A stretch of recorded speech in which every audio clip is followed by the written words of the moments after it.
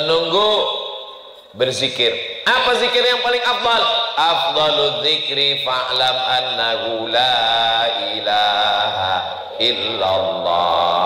Kalau ibu bisa menengok Quran, tengok Quran. Sedang memasak mana bisa nengok Quran Pak Ustaz? Salawat. Allahumma sholli ala sayyidina Muhammad wa ala ali sayyidina Muhammad. Allahumma sholli ala sayyidina Muhammad. Di dapur boleh berselawat, di WC yang tak boleh berselawat. Membaca doanya pun sebelum masuk lagi kaki kiri. Allahumma inni a'udzubika minal khubuthi wal khaba'its. Kenapa enak masakan kau ini mah? Apalagi kalau bukan karena solawat, apalagi kalau bukan karena zikir dan doa. Wa idza quri'al qur'anu fastami'u lahu wa ansitu la'allakum turhamun. Dibacakan Quran turun rahmat Allah. Maka yang paling sedang itu jam 3 bangun, sempat bersih, mandi, sholat sunat wudhu, sholat sunat taubat, sholat sunat tahajud, sholat sunat hajat, memasak, habis itu makan, menunggu azan subuh agak setengah jam, tempat berzikir, istighfar. Wabil asharihum yastaghfirun. Di waktu sahur yang paling bagus beristighfar. Berapa kali Pak Ustadz? Belilah tasbih. Ustadz kan saya tengok tak ada buat tasbih. Ini ada tasbih. Oh, tasbih. Cantik tasbih Ustadz, warna-warni. Dikasih orang. Kasih orang kemarin di Tanjung Pinang. Bertasbih. Astaghfirullahaladzim, astaghfirullahaladzim, astaghfirullahaladzim, astaghfirullahaladzim, astaghfirullahaladzim, astaghfirullahaladzim. Tetap ada makharijul hurufnya. Jangan karena hanya mau mengejar 100 tak jelas.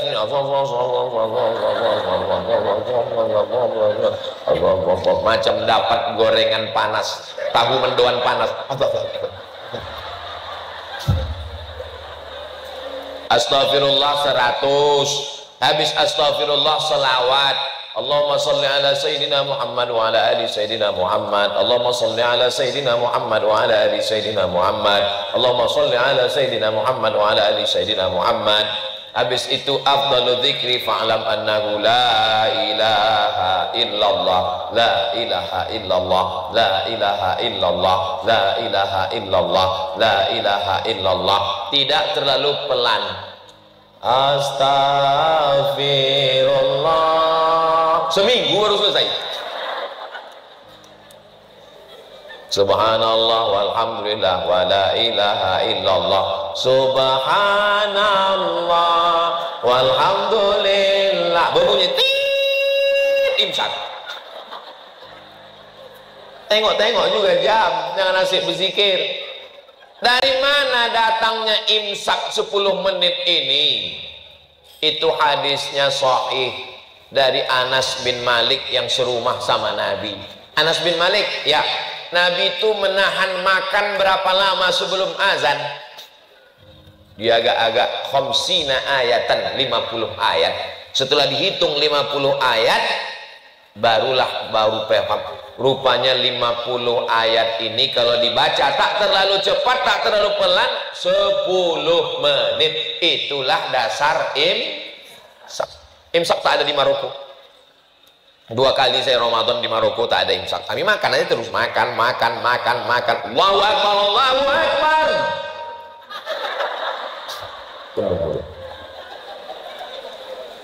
Assalamualaikum Ustaz. Waalaikumsalam. Kalau mulut kita berisi nasi, ya, terdengar azan gimana?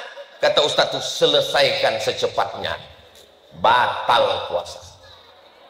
Orang yang menelan ketika azan sudah berkumandang, batal puasanya.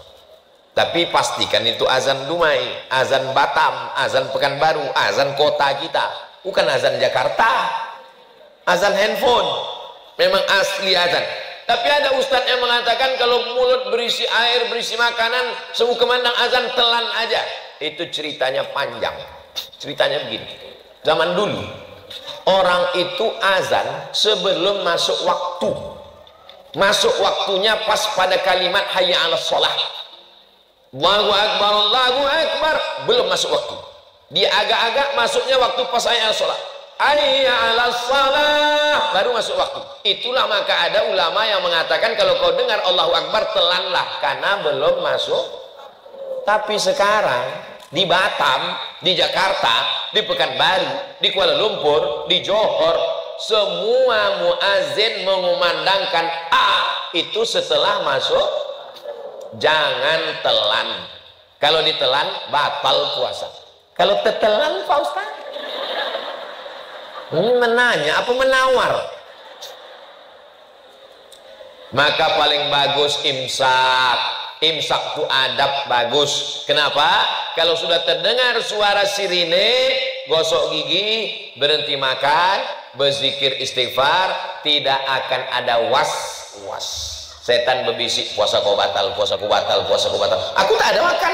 Memang kau tak makan, tapi daging tersangkut tadi kau senggol-senggol. Puasa kau batal, puasa kau batal, puasa kau batal. Aku tak ada minum. Memang kau tak ada minum, tapi rasa jeruk tadi ada kau cicipi sikit kan? Maka mazhab Syafi'i itu tingkat kehati-hatiannya tinggi, ihtiyat namanya. Maka gosok gigi bersih. Tapi kalau bangunnya pas suara sirine imsak, baru bangun, jangan sampai tak sahur.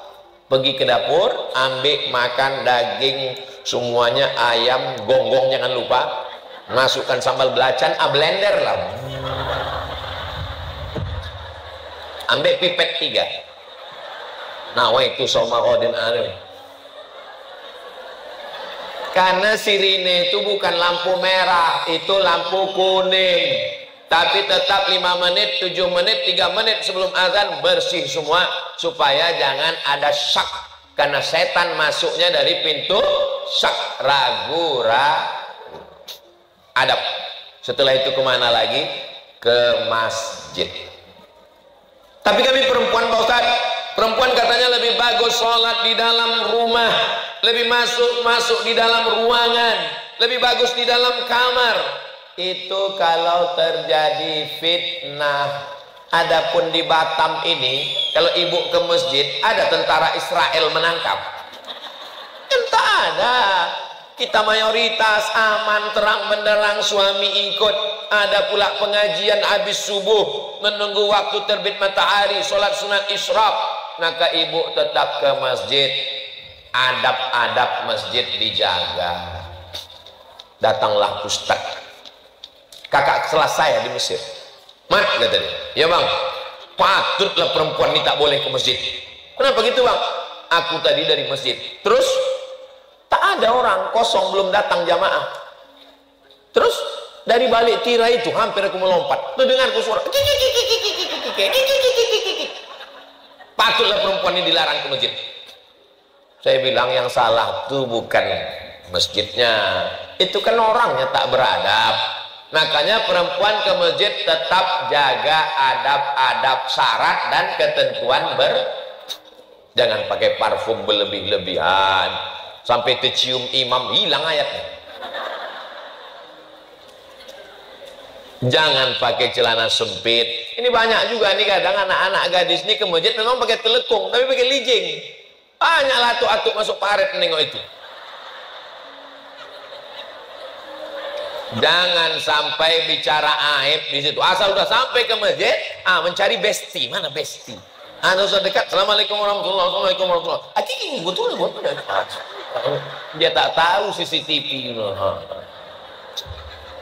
Hindari dekat orang yang terlalu akrab. Kalau ada dia sana, awak sini. Kenapa? Karena kalau sudah dekat orang akrab ini lupa dunia, seakan-akan dia berdua aja dalam masjid itu.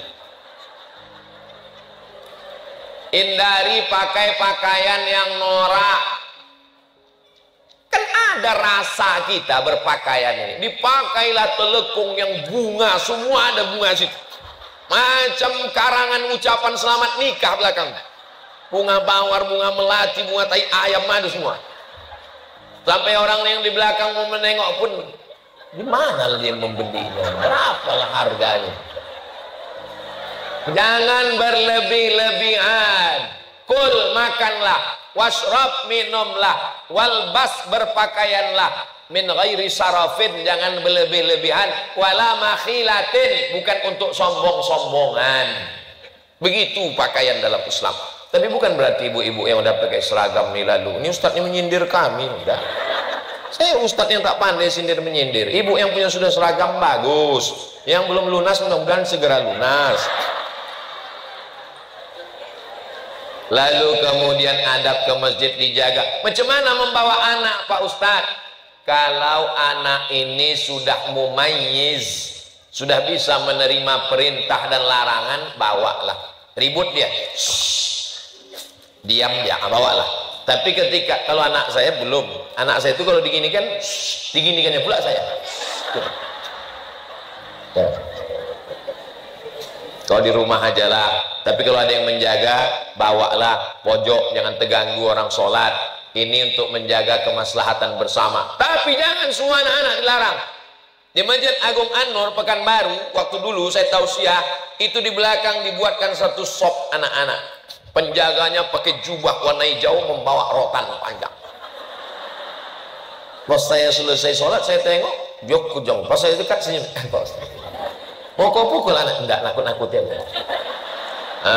Jadi berdua ada satu orang menjaga. Kalau tidak anak ini meribut semuanya, lari dia. Kebetulan ada pula jamaah itu udah tua, kacamatanya letaknya di bawah. Asal anak itu lewat, ai gitu. Kacamata, ai gitu. Begitu salam, assalamualaikum warahmatullah. Tak sempat salam ke kiri, anak kau ning. Ini juga kita jaga adab-adab membawa anak ke masjid. Memang anak ini anak bapak, pakai bin bapak, tapi yang disalahkan orang? Udah tahu ibu dah. Setelah itu pulang ke rumah. Kalau maghrib sekarang jam 6.15, tadi kami habis tausiah jam 6.15, sholat sunat isyraq 2 rakaat. Pulang ke rumah, jangan alaskan mau masuk kantor, mau kerja, takut macet dan lain sebagainya. Dalam hati, lubuk hati kita tahu kita ini sedang mengada-ngada. Padahal balik ke rumah 6.30, masih sempat lagi bersiap-siap. Lalu kemudian berangkatlah suami. Kalau kebetulan ibu wanita karir, jaga adab-adab. La yakhluwanna rajulun ma'amra'atin illa ma'azi mahramin. Jangan sampai berdua-duaan di kantor dengan orang tak mahram. Tak apa-apa Pak Ustadz, udah macam abang saya, udah macam pakcik saya, udah macam kakak saya. Berawal dari macam, berakhir dengan macam-macam. Setan kan dibelenggu Pak Ustadz. Kata Syekh Muhammad Mutawalli Sya'rawi, makna setan dibelenggu, kejahatan itu datang dari dua. Yang pertama dari diri sendiri, yang kedua datang dari godaan setan. Jadi kalau bulan Ramadan ada orang jahat, setan udah dibelenggu, berarti dari, kata setan, aku tak ada godaan gitu. Aku aja terikat ke setan. Banyak setan sekarang tak menggoda, pas mau digodanya kata kawannya, itu tak usah goda. Kenapa? Lebih parah pula dari kita lagi, kata saudara. Futihat abwabul jannah, pintu surga dibukakan. Wa ghulliqat abwabun nar, pintu neraka ditutupkan. Wa suffidat asyayatin, setan-setan dibelenggu. Riwayat lain, wa ghulliqat wa suffidat wa sulsilat asyayatin, setan-setan dikerangkeng, diikat. Apa kata Imam Nawawi? Saking kuatnya iman orang yang berpuasa, airnya halal, makanannya halal, istrinya halal, tapi dia tak mau, maka kata setan, sepertinya aku terbelenggu, tak bisa menggodamu. Itu makna lain dari setan dibelenggu. Jangan kita nanti katanya setan diikat. Ini kenapa banyak saya orang ini? Paham kita sudah. Ini adab yang diajarkan Nabi Muhammad SAW. Berapa lama kita jaga adab ini? Sahur jam 5 kurang 15, berbuka jam 6 lewat 15, berarti 13 jam setengah. Mata dijaga, mulut dijaga. Assalamualaikum, Waalaikumsalam, kabarnya anak sianu, laki sianu, bini sianu, tetangga sianu.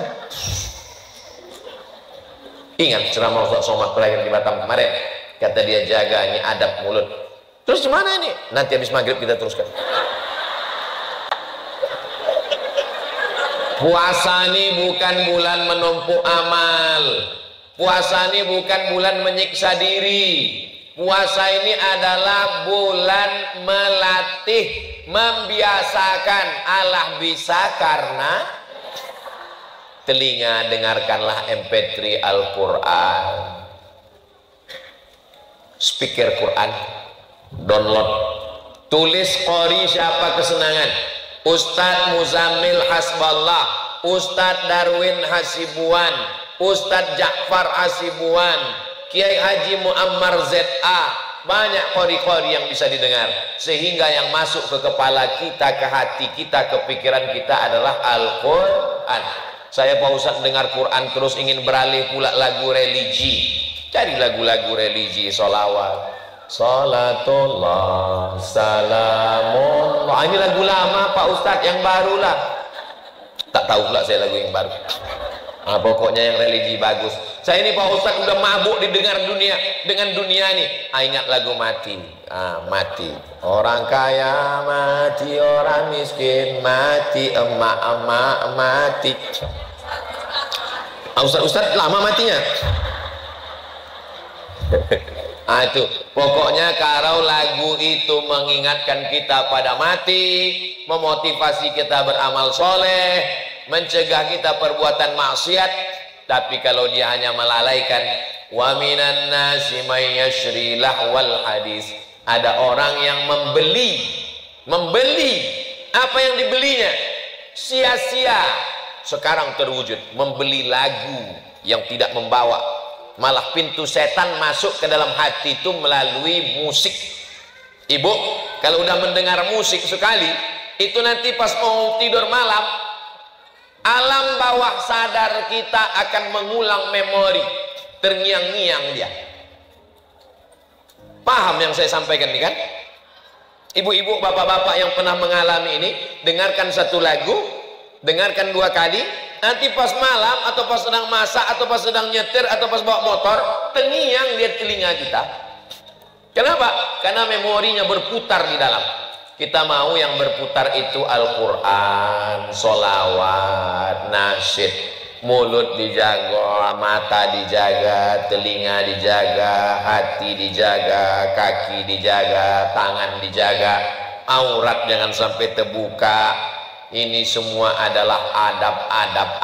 Menjadi perempuan Islam itu lebih berat Pak Ustadz. Jilbabnya mesti panjang, auratnya mesti tertutup, sopan santun tata krama. Husnu taba'ulil mar'ati li zawjiha, seorang istri yang menjaga kehormatan rumahnya, anaknya, dirinya, sama pahalanya dengan laki-laki yang berjihad fisabilillah. Laki-laki kalau mau mati jihad, dia mesti membawa kudanya, membawa baju besinya, membawa tombaknya, berdarah-darah. Perempuan cukup di rumah menjaga kehormatannya, anaknya, maka dia mendapatkan pahala jihad fisabilillah. Siap ibu menjaga kehormatan ini? Jangan ada dusta di antara kita. Waktu tak panjang lagi. Hari Senin, hari Selasa, hari Rabu. Senin besok, Selasa, Rabu. Hari Rabu melihat anak bulan. Kalau Rabu sore muncul anak bulan, berarti Kamis puasa. Rabu sore tak nampak anak bulan, hari Kamis berarti 30 Sya'ban, berarti 1 Ramadannya hari Jumat. Jadi Ustadz, saya masih menunggu bulan. Judul lagunya biarkan bulan bicara.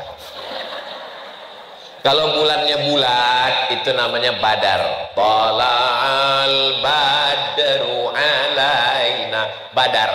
Tapi kalau bulannya tipis, itu namanya hilal. Jadi yang ditengok petang Rabu itu adalah hilal. Makanya kalau ada suami ibu yang namanya hilal, kalau bisa Rabu itu jangan keluar, karena dia sedang diintip-intip orang se-Indonesia ini mencari hilal. Lalu kemudian 30 menit menjelang azan maghrib berkumandang, jangan lagi keluar rumah. Lissaimi far'atani, orang yang berpuasa itu 2 kebahagiaannya. Yang pertama, farhatun inda fitrih, bahagia menjelang berbuka. Berbuka itu bahagianya bukan karena cendol, karena dessert, bukan. Berbahagia karena di situ waktu doa mustajab. Ini sekarang kalau udah jam 5.30, jam 6 sore, jalan-jalan macet. Saya tak tahu apakah itu di Pekanbaru aja atau sampai ke Batam begitu. Lebih parah. Makanya mestinya duduk di rumah. Oh, ibu sedang memasak, menyiapkan. Oke, ibu siapkan. Tapi bapak duduk di situ sama anak, buka Quran, mengaji, dapat agak 2 lembar, alhamdulillah. Habis subuh 2 lembar, habis zuhur 2 lembar, habis asar 2 lembar, habis maghrib 2 lembar, habis isya 2 lembar. Habis maghrib kan takut lambat nanti isya. Sebelum berbuka tuh habiskan 2 lembar. Kau sini ngaji. Udah juz berapa? 3 ya. Juz 3 masih kecil, dah juz 3. Iqra 3 ya. Itu betul. Kalau Iqra ayah bisa, kalau ngaji ini mak kau nanti. Ini duduk bersama. Waktu yang mustajab maghrib. Ini sekarang banyak orang demi berbuka bersama sampai tak sholat. Apa ini? Ini perbuatan tidak diridhoi Allah SWT. Bukber, alumni SD, alumni SMP, alumni SMA, sampai persatuan paguyuban, persatuan tetangga, 10 hari tak sholat maghrib gara-gara berbuka bersama. Bukan ajaran, bukan adab Islam. Tak datang dari mana ini? Sampai di situ ketawa cekikikan, ketemu teman SD. Kau dulu yang iya, kita kan laki kau mana? Itu yang kurus kering itu. Ganteng abang lagi. Ini kan sedang puasa. Tak ingat dia ini sedang menjaga adab-adab. Kalau dengan datang itu tersambung silaturahim, sunnah. Tapi kalau dengan datang malah timbul dosa ghibah namimah, maka kaedahnya darul mafasid muqaddam ala jalbil masalih. Mengambil manfaat sunnah, menolak mudarat wajib. Menolak mudarat lebih diutamakan daripada mengambil manfaat. Kok kenapa keluar dari grup? Daripada aku hanyut di grup itu bagus aku keluar. Kok kenapa tak datang buka bersama kemarin? Buka bersama tempatnya di restoran, tempat sholat tak ada, jauh dari masjid. Kalau aku ikut azan isya baru selesai, ngantrinya aja setengah jam, makannya pun tak seberapa, maksiatnya banyak. Ingat, kalau kita mati, kawan reuni itu tak ada satupun yang mau membantu kita menjawab malaikat mungkar nakir. Kita akan sendiri menghadap Allah Subhanahu wa ta'ala. Ini adab-adab berbuka bersama nih mesti dijaga. Suami ibu jam 6 sore mulai menghidupkan sepeda motor. Kalau ditanya abang mau kemana, jangan kau tanya kemana aku pergi. Mau putarlah dia, tawaf kudum, tawaf wadah, tawaf ifadah. Pulang dia ke rumah, lengkap semuanya dari mulai semangka goreng sampai es bakar. Ada semua busera. Maka adab ibu lah mengasih tahu. Biarkan aja dulu untuk hari pertama nih.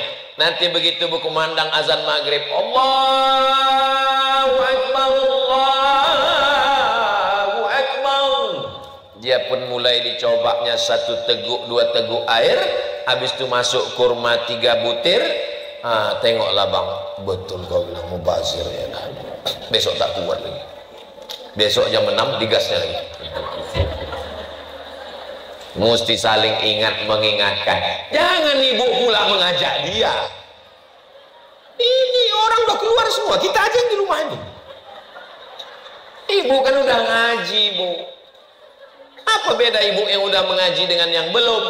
Dia yang mengajak. Begitu keluar, duduk kita di sini, Bang. Rahmat Allah turun. Memang aku dulu tak senang dengan Ustaz Somad tuh. Tapi setelah istriku ini mengaji, ya Allah, berkurang belanja di situ. Kalau memasak kolak di rumah 4 mangkuk, ibu, suami, anak 2, maka di bulan Ramadan masaklah 8 mangkuk. Untuk siapa yang 4 lagi nih Pak Ustadz? Antarkan anak yatim, fakir miskin, doa Pak mahasiswa di masjid, anak merantau, ibnu sabil, antarkan. Mengantar makanan tuh adabnya sebelum berbuka. Bukan kolak tuh lewat di sini jam 6.15, lewat di leher dia jam 12.15. Udah tak lalu lagi udah. Napas tuh udah setengah napasku pergi. Di sini udah. Nah, kalau benganga ada nampak pisang tuh dalam. Udah tak lalu lagi. Pergi antarkan ke sana, antarkan ke sana. Dimakan anak yatim itulah kolak jam 11 malam. Masam makan aja lah nak, sedekah orang. Makan jam 12, jam 1 meninggal. Berdosa kita semua. Masuk dalam pendusta agama. Ara'aital ladzi yukadzibu biddin fadzalikal ladzi yad'un. Jangan siapkan suami Bu es banyak-banyak karena tenggorokannya kering.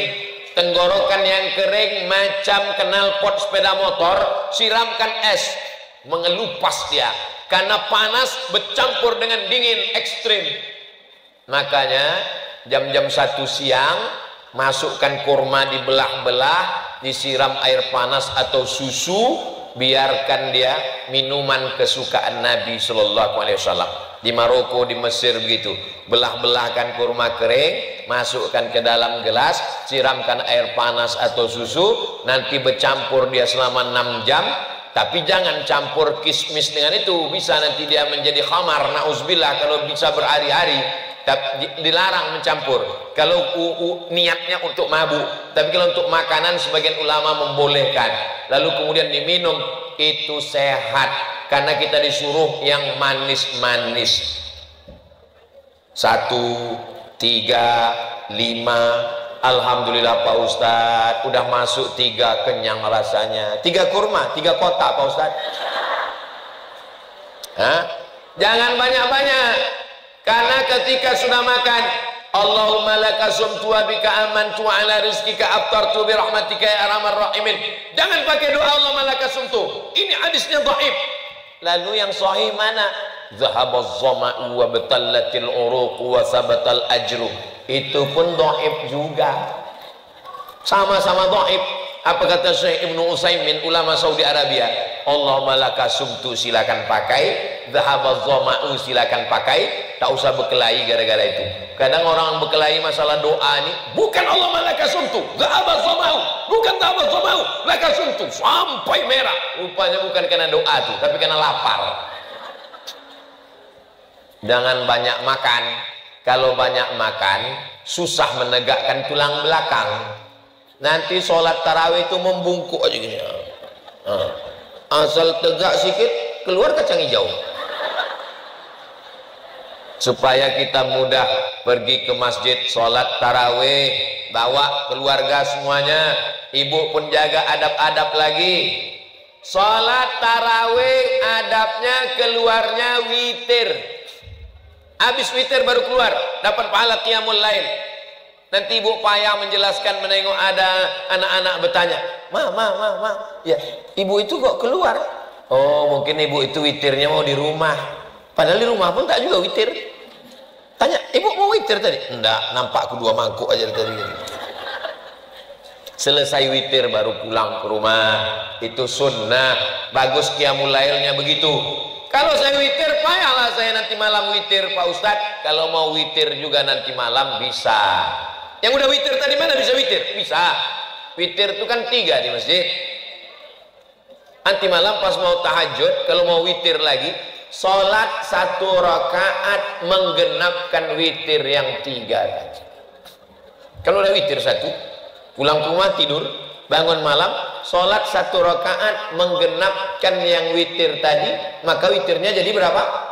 Jadi 4. Nanti habis tahajud, witir dia sekali lagi 3 rakaat, maka malam itu witir dia menjadi 7. Mana dalilnya? Buka Sunan Tirmidzi. Kata Imam Abu Isa Ibni Saurah At-Tirmidzi, cara kalau mau witir lagi nanti malam begitu.